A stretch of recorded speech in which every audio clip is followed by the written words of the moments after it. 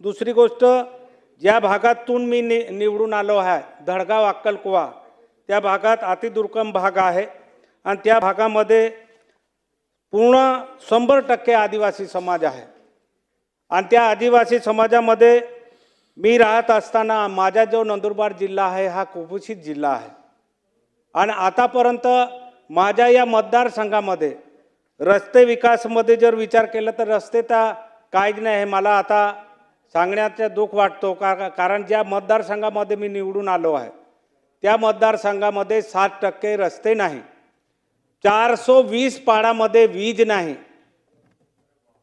420 पाडे त्याच्यात वीज नाही आतापर्यंत आणि तिथे जर माझा कार्यक्षेत्र आहे 300 किलोमीटरचा मतदारसंघ आहे, 90% हा अतिदुर्गम भाग आहे, 100% आदिवासी समाज आहे।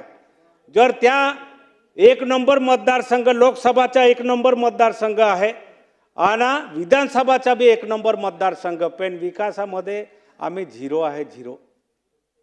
जेव्हा नंदुरबार जिल्ह्याचा विषय करत असताना धडगाव अक्कलकुवाचा जेव्हा विषय करतो तर त्या भागामध्ये आम्हाला जाताना एक गावात काय काम पडलं किंवा दुःखद काय घटना झाली तर एक दिवस आम्हाला लागतो। आता पाऊस नाही पाणी पडले असताना चोकडोलीवर व्हिडिओ टाकता, रस्ते नाही पे कुठून द्यायचं। म्हणून माझं हे बोलताना मला एकच आहे की जे सरकार काही हजारो कोटी रस्ते बाकी ठिकाणी देत आहे तर आमच्या मतदारसंघामध्ये सुद्धा ते रस्ते खास करून अक्कलकुवा आणि धडगाव या क्षेत्रामध्ये बघायला पाहिजे। जसं पर्यटनवर सरकार